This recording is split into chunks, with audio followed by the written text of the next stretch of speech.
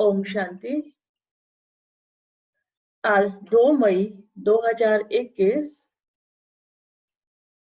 की अव्यक्त वाणी है, जो रिवाइज कोर्स 23 दिसंबर 87 की है। 23 दिसंबर 1987। अव्यक्त बाप दादा बोले, आज मुरली का जो टाइटल है वो है मनन शक्ति और मग्न स्थिति। Very beautiful. मनन शक्ति और मग्न स्थिति। आज डबल ताजधारी, डबल राज्य अधिकारी बनाने वाले बाप विशेष अपने डबल विदेशी बच्चों से मिलन मनाने आए हैं।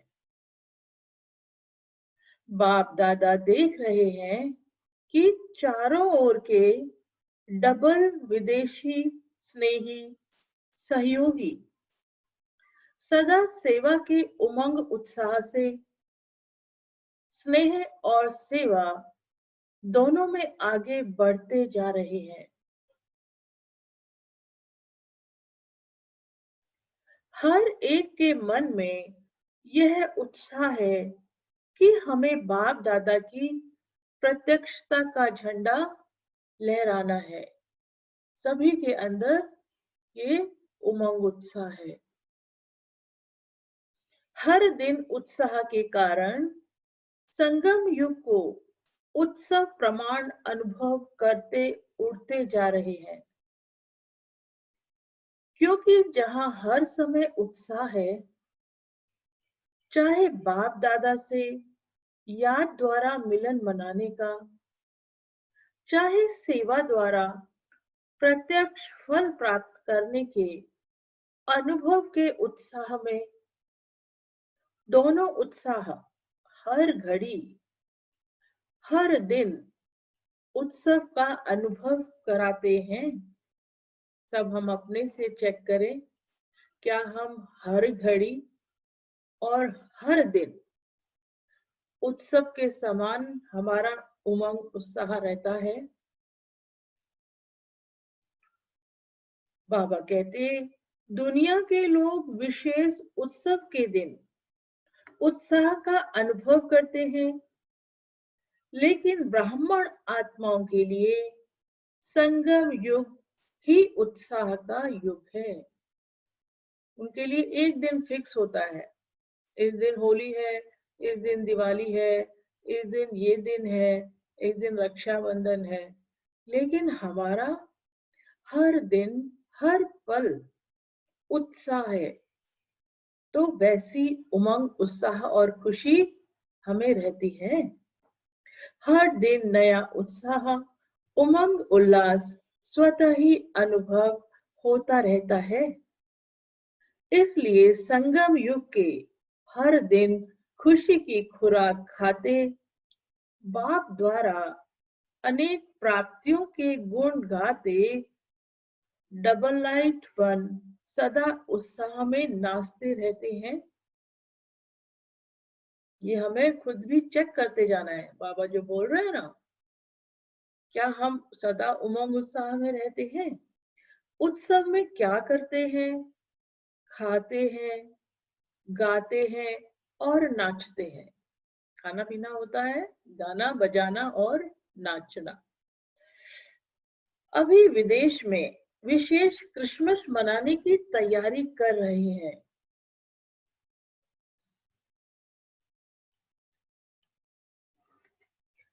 अभी विदेश में विशेष क्रिसमस मनाने की तैयारी कर रहे हैं।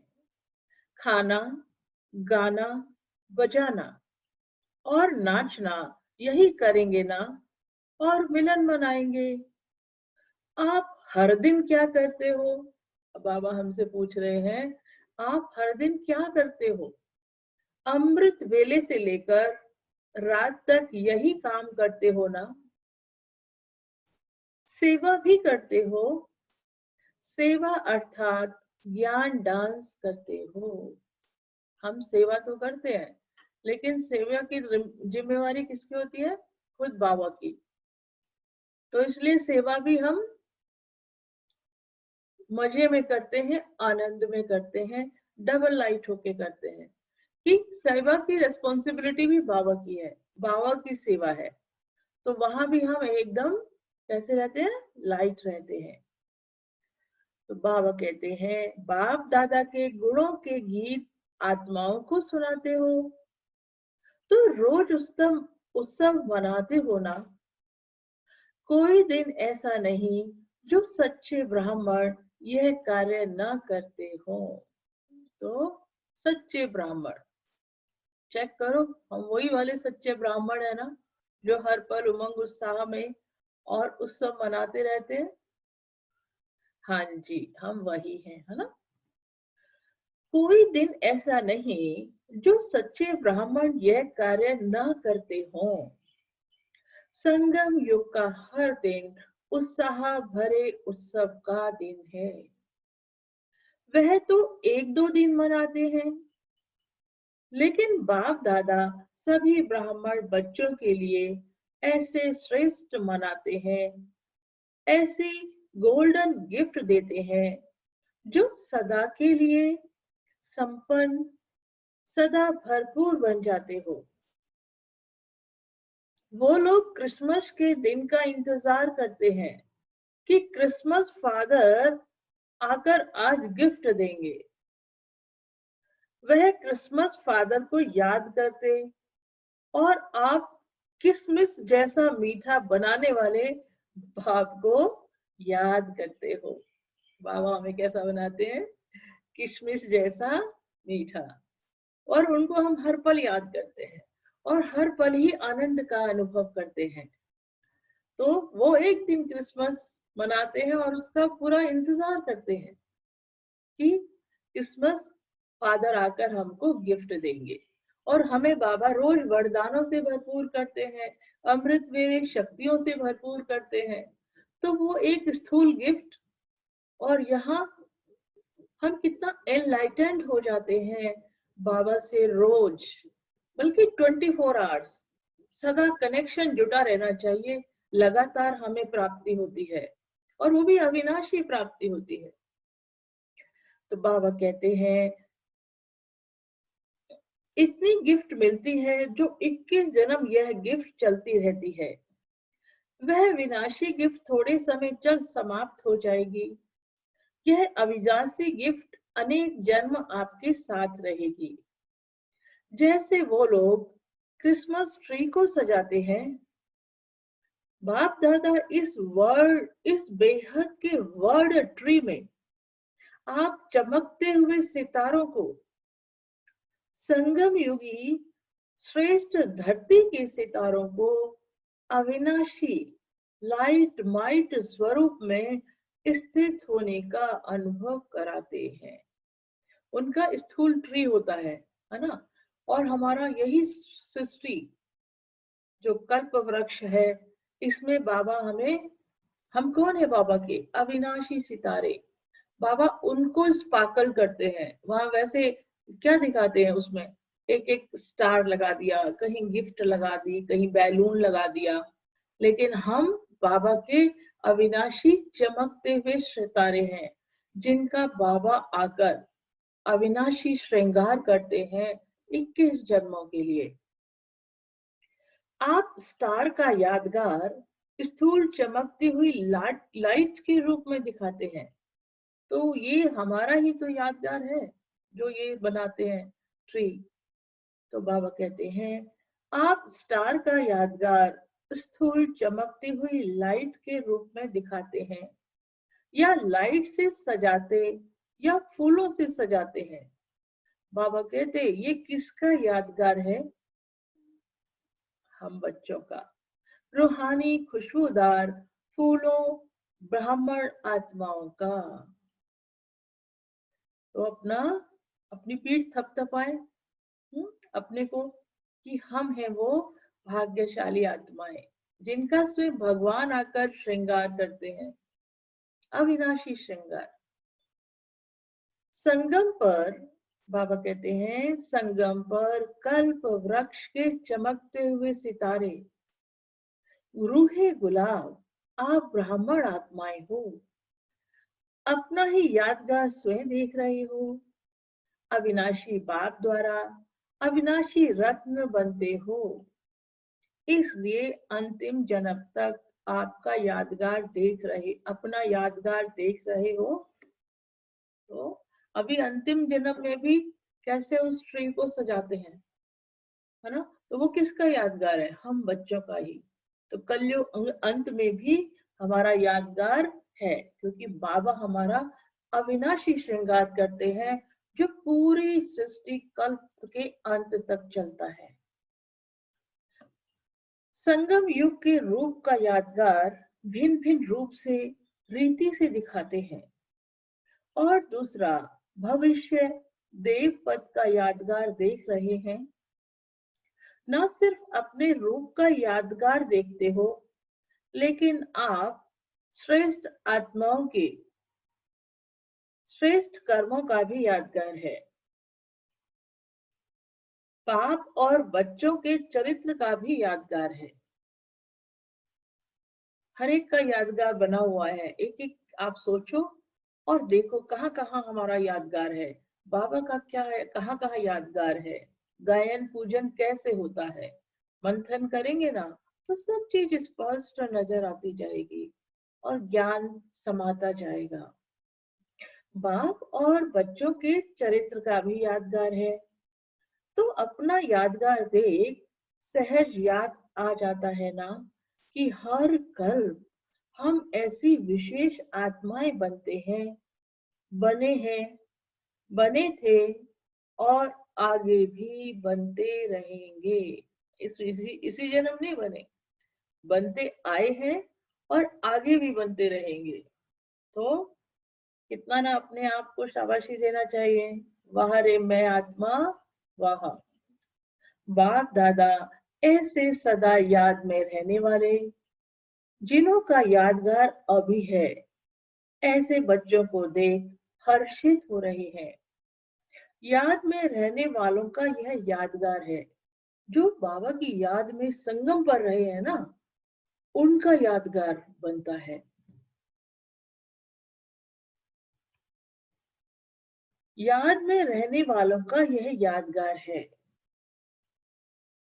याद का महत्व यादगार देख रहे हो तो डबल विदेशी बच्चों को अपना यादगार देख खुशी होती है ना।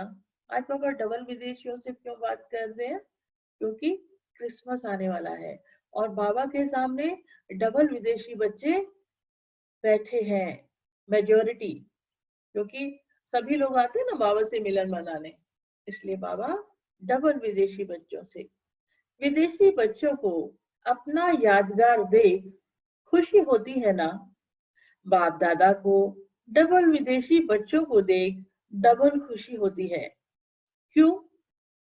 एक तो कोने कोने में कल पहले वाले बिछड़े हुए, हर कोने में है ना, दुनिया के कोने कोने में बाबा के बच्चे हैं। खोए हुए बच्चे फिर से मिल गए। खोई हुई चीज अगर मिल जाती है तो खुशी होती है ना। बाप तो सभी बच्चों को देख खुश होते हैं, चाहे बाबा कह रहे हैं बाप तो सभी बच्चों को देख खुश होते हैं, चाहे भारतवासी हो चाहे विदेशी। दूसरी बात डबल विदेशी बच्चों की है, जो भिन्न धर्म भिन्न रीति रिवाज के पर्दे के अंदर छिपे हुए होते भी इस पर्दे को सहज समाप्त कर बाप के बन गए। देखो विदेशों में अलग कल्चर होता है, हर कंट्री का अपना अपना कल्चर है, लैंग्वेज है और रीति रस्म है और अलग अलग धर्म है उनको। और भारतवासी के धर्म को, रीति रिवाजों को उन्होंने अडॉप्ट कर लिया और बाबा को पहचान लिया। तो ये डबल, इसलिए बाबा उनकी डबल महिमा करते हैं। बाबा कहते पर्दे के अंदर भी बाप को जानने की विशेषता डबल विदेशियों की है। तो डबल खुशी हो गई ना। डबल विदेशी बच्चों का निश्चय और नशा अपना अलौकिक है। बाप दादा आज चारों ओर के डबल विदेशी बच्चों को विशेष सदा उत्साह में रहने वाले, हर दिन उत्सव मनाने वाले, हर दिन वरदाता बाप द्वारा विशेष वरदान व विशेष आशीर्वाद लेने की डायमंड गिफ्ट बड़े दिल से बड़े दिन के लिए दे रहे हैं। सदा उत्सव भरी जीवन भव, ये क्या है? बाबा का वरदान डबल विदेशी बच्चों के लिए। तो बाबा क्या कह रहे हैं? सदा उत्सव भरी जीवन भव, सदा सहज उड़ती कला के अनुभवी श्रेष्ठ जीवन भव। दो वरदान बाबा ने दिए। अच्छा, आज बाप दादा वतन में 3 प्रकार के बच्चों को देख रहे थे। 3 प्रकार के कौन से देखे? अब 3 प्रकार के अपने को चेक करें, हम कौन से प्रकार के बच्चे हैं। नंबर 1 है वर्णन करने वाले, नंबर 2 है मनन करने वाले, नंबर 3 है अनुभव में मग्न रहने वाले। पहले वर्णन करने वाले, दूसरा मनन करने वाले और तीसरा अनुभव में मगन रहने वाले। यह 3 प्रकार के बच्चे देश विदेश के सभी बच्चों में देखे। पूरे बच्चों को बाबा देख रहे हैं और उनको 3 कैटेगरी में डिवाइड किया बाबा ने, नंबर 1, नंबर 2 और नंबर 3। तो हम अपने से पूछे हम कौन से नंबर में आते हैं। बाबा कहते हैं यह 3 प्रकार के वर्णन करने वाले ब्राह्मण अनेक देखे, मनन करने वाले बीज की संख्या में देखे और अनुभव में मगन रहने वाले उससे भी कम संख्या में देखे। वर्णन करना अति सहज है क्योंकि 63 जन्मों के संस्कार हैं। बोलने का संस्कार तो 63 जन्म का है ना, तो वो तो सहज है। बाबा कहते हैं एक सुनना, दूसरा जो सुना वह वर्णन करना, यह करते आए हो। भक्ति में भी हम ये करते आए हैं। भक्ति मार्ग है ही सुनना और कीर्तन करना, प्रार्थना का वर्णन करना। साथ साथ देह अभिमान में आने के कारण व्यर्थ बोलना, यह पक्के संस्कार रहे हैं। जहां व्यर्थ बोल होता है वहां विस्तार स्वतः ही होता है। काम की बातों से फिर दूसरी बातों में भी हम चले जाते हैं, जो इनको हम व्यर्थ कहते हैं। जहां व्यर्थ बोल है वहां विस्तार स्वतः ही है। स्वचिंतन अंतर्मुखी बनाता है, पर चिंतन वर्णन करने के विस्तार में लाता है। तो वर्णन करने के संस्कार अनेक जन्मों के होने के कारण ब्राह्मण जीवन में भी अज्ञान से बदल ज्ञान में तो आ जाते हैं। बाबा के तो बन जाते हैं। ज्ञान को वर्णन करने में जल्दी होशियार हो जाते। वर्णन करने वाले वर्णन करने के समय तक खुशी व शक्ति का अनुभव करते हैं, लेकिन सदाकाल के लिए नहीं। मुख से ज्ञानदाता का वर्णन करने के कारण शक्ति और खुशी, यह ज्ञान का प्रत्यक्ष फल प्राप्त हो जाता है। लेकिन शक्तिशाली स्वरूप सदा खुशी स्वरूप नहीं बन सकते। जो वर्णन करते हैं ना खाली, तो उस समय तो खुशी और उमंग उत्साह रहता है कि हमने ज्ञान सुनाया, तो प्रत्यक्ष फल के रूप में खुशी तो हमें मिलती है। लेकिन अगर कोई बीच में परिस्थिति आ गई तो वो क्योंकि खाली वर्णन किया है ना, उसको धारण नहीं किया, तो हम वहां पे हलचल में आ जाएंगे। बाबा कहते हैं फिर भी ज्ञान रतन है और डायरेक्ट भगवानुवाच है, इसलिए यथाशक्ति प्राप्ति स्वरूप बन जाते हैं। भगवान की महावाक्य हम सुनाते हैं ना, तो शक्ति तो मिलती है, बाबा से प्राप्ति तो होती है। मनन करने वाले सदा जो भी सुनते हैं उनको मनन कर स्वयं भी हर ज्ञान की पॉइंट का स्वरूप बनते हैं। मनन शक्ति वाले गुण स्वरूप, देखो अब मनन शक्ति वालों की पहले बाबा ने बताया, नंबर 1 को एक्सप्लेन किया जो वर्णन करते हैं ज्ञान का, उसके बारे में। अब है मनन करने वालों के लिए बाबा बात कर रहे हैं। मनन करने वाले सदा जो भी सुनते हैं उनको मनन कर स्वयं भी हर ज्ञान की पॉइंट का स्वरूप बनते हैं। मनन शक्ति वाले गुण स्वरूप, शक्ति स्वरूप, ज्ञान स्वरूप और याद स्वरूप स्वतः ही बन जाते हैं, क्योंकि मनन करना अर्थात बुद्धि द्वारा ज्ञान के भोजन को हजम करना है। मनन करना तो बुद्धि चलती है ना मनन करने में, तो वो हम क्या करते हैं, जैसे हमने भोजन खा लिया, सुन लिया ज्ञान, तो वो भोजन खा लिया, जैसे गाय होती है ना, उसने भोजन खाया फिर वो उगाड़ती है, तो मनन करने से बुद्धि में जाता है ना, ज्ञान तो जाता है ना। तो बाबा कहते हैं बुद्धि द्वारा ज्ञान के भोजन का हजम करना है। जैसे स्थूल भोजन अगर हजम नहीं होता तो शक्ति नहीं मिलती, शक्ति नहीं बनती है, सिर्फ मुख के स्वाद तक रह जाता है। ऐसे वर्णन करने वालों को भी सिर्फ ज्ञान मुख के वर्णन तक रह जाता है, लेकिन वह बुद्धि द्वारा, मनन शक्ति द्वारा धारण कर शक्तिशाली बन जाते हैं। ज्ञान को मनन करेंगे तो ज्ञान के और पॉइंट्स हमें, और नए नए पॉइंट्स हमें बुद्धि में आएंगे, तो ज्ञान का गहराई हमें समझ आएगी। तो वो फिर क्या हुआ, बुद्धि चलाते हैं ना उस चीज में हम, तो फिर शक्ति मिलती है, तो शक्तिशाली बन जाते हैं। मनन शक्ति वाले सर्व बातों के शक्तिशाली आत्माएं बनते हैं। मनन करने वाले सदा स्वचिंतन में बिजी रहने के कारण माया के अनेक विघ्नों से सहज मुक्त हो जाते हैं। क्योंकि बुद्धि बिजी है तो माया भी बिजी देखकर किनारा कर लेती है।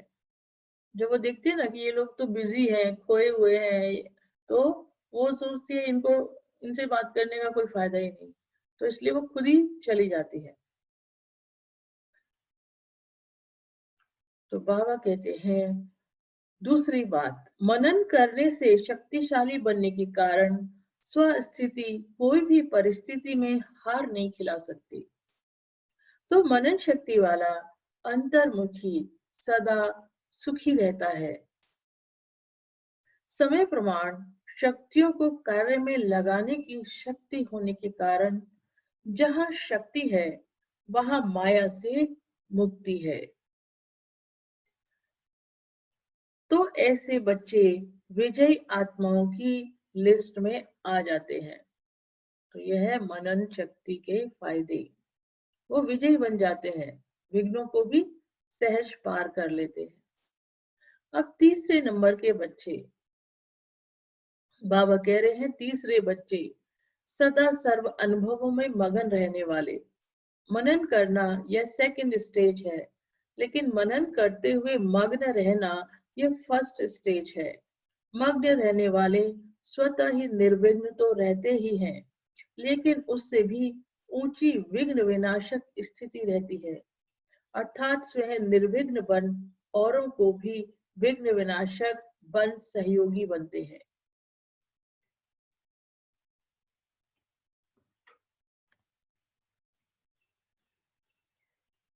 तो अनुभव सबसे बड़े से बड़ी अथॉरिटी है, कहते हैं ना अनुभव की अथॉरिटी ही सबसे बड़ी अथॉरिटी है।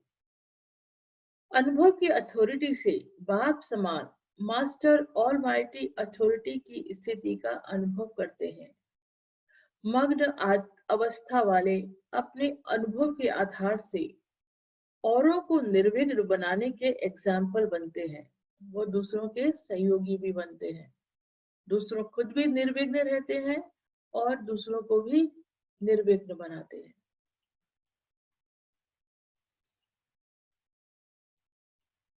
तो बाबा कह रहे हैं मग्न अवस्था वाले अपने अनुभव के आधार से औरों को निर्विघ्न बनाने के एग्जाम्पल बनते हैं, क्योंकि कमजोर आत्माएं उन्हों के अनुभव को देख स्वयं ही भी हिम्मत रखती हैं और उत्साह में आती है।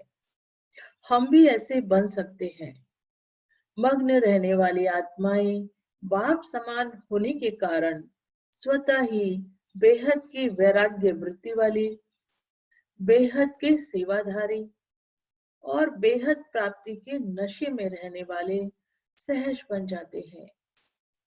मग्न रहने वाली आत्माएं सदा कर्मातीत अर्थात कर्म बंधन से न्यारी और सदा बाप की प्यारी है। यह है थर्ड नंबर। जो आत्माएं बहुत कम होती हैं, विश्व सेवाधारी होती हैं, जो निमित्त आत्माएं हैं ना, वो कर्मातीत आत्माएं हैं, हर कर्म बंधन से न्यारी। मगन आत्मा सदा तृप्त, संतुष्ट आत्मा, संपन्न आत्मा, संपूर्णता के अति समीप आत्मा है। सदा अनुभव की अथॉरिटी के कारण सहज योगी, स्वतः योगी ऐसी श्रेष्ठ जीवन, न्यारी और प्यारी जीवन का अनुभव करते हैं। उनके मुख से अनुभवी बोल होने के कारण दिल में समा जाते हैं और वर्णन करने वाले के बोल दिमाग तक बैठते हैं। तो समझा फर्स्ट स्टेज क्या है? मनन करने वाले भी विजयी हैं, लेकिन सहज और सदा में अंतर है। मगन रहने वाले सदा बाप की याद में समाये हुए होते हैं। तो अनुभव को बढ़ाओ, लेकिन पहले वर्णन से मनन में आओ। मनन शक्ति मग्न स्थिति को सहज प्राप्त करा लेती है। मनन करते करते अनुभव स्वतः ही बढ़ता जाएगा। मनन करने का अभ्यास अति आवश्यक है, इसलिए मनन शक्ति को बढ़ाओ। सुनना और सुनाना तो अति सहज है। मनन शक्ति वाले मग्न रहने वाले सदा पूज्य, वर्णन करने वाले सिर्फ गायन योग्य होते हैं। तो सदा अपने को गायन पूजन योग्य बनाओ। समझा? सेवाधारी तीनों हैं, लेकिन सेवा का प्रभाव नंबर वार है। नंबर वार में नहीं आना, नंबर 1 में आना है। अच्छा, ऐसे सदा डबल राज्य अधिकारी, डबल ताजधारी, श्रेष्ठ आत्मा अनुभव करने वाले, सदा मनन शक्ति द्वारा मगन स्थिति का अनुभव करने वाले, ऐसे बाप समान अनुभवी, मास्टर ऑलमाइटी अथॉरिटी स्थिति के अनुभवी मूर्त बनने वाले, सदा अपनी शक्तिशाली पूज्य स्थिति को प्राप्त करने वाले, ऐसे नंबर 1 सदा विजयी बच्चों को बाप दादा का याद प्यार और नमस्ते। हम रूहानी बच्चों की रूहानी बाप दादा को गुड मॉर्निंग और नमस्ते। विदेशी भाई बहनों के ग्रुप से विदेश में रहते स्वदेश स्वरूप की सदा स्मृति में रहने वाले हो। जैसे बाप परम धाम से इस पुराने पराये देश में प्रवेश हो आते हैं, ऐसे आप सभी भी परम धाम निवासी श्रेष्ठ आत्माएं, सहयोगी आत्माएं ऐसे अनुभव करती हो कि हम भी परमधाम निवासी आत्माएं इस साकार शरीर में प्रवेश कर विश्व के कार्य अर्थ निमित्त हैं। आप भी अवतरित हुई ब्राह्मण आत्माएं हो। शूद्र जीवन समाप्त हुई, अब शुद्ध ब्राह्मण आत्माएं हो।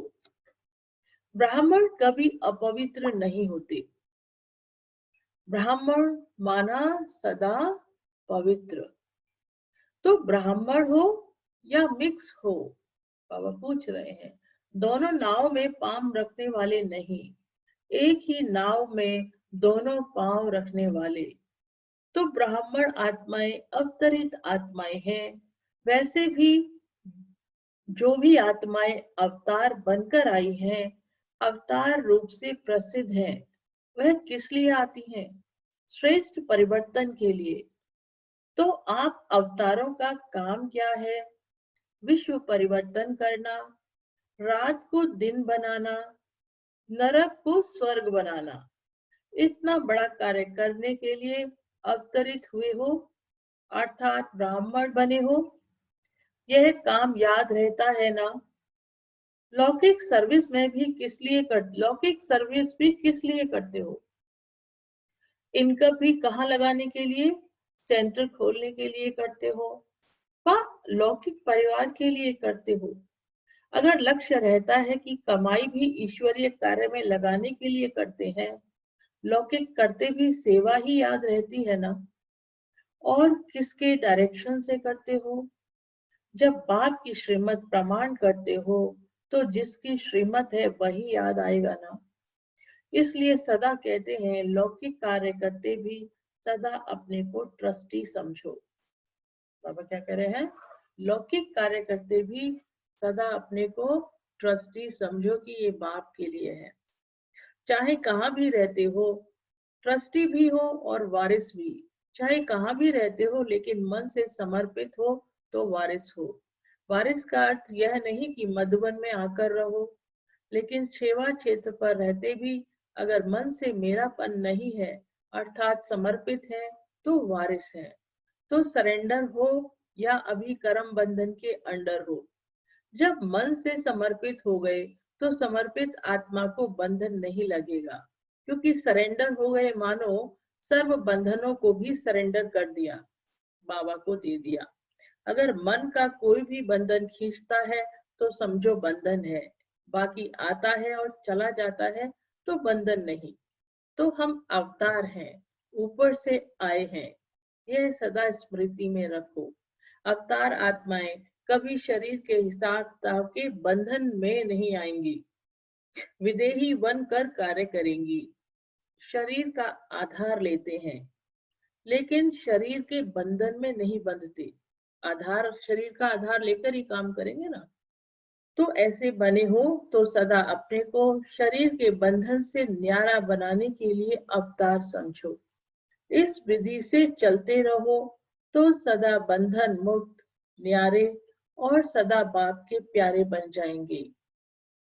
आज का वरदान है, सदा विजय और सफलता को निश्चित समझकर सदा निश्चिंत रहने वाले निश्चय बुद्धि भव। जो बच्चा सदैव बाप में, स्वयं के पाठ में, ड्रामा की हर एक्ट में 100% निश्चय बुद्धि है, उनकी विजय और सफलता निश्चित है। निश्चित विजय होने के कारण वे सदा निश्चिंत रहते हैं। उनके चेहरे से चिंता की कोई भी रेखा दिखाई नहीं देती। उन्हें सदा निश्चय रहता है कि यह कार्य व संकल्प सिद्ध हुआ ही पड़ा है। उन्हें कभी किसी बात में क्वेश्चन नहीं उठ सकता।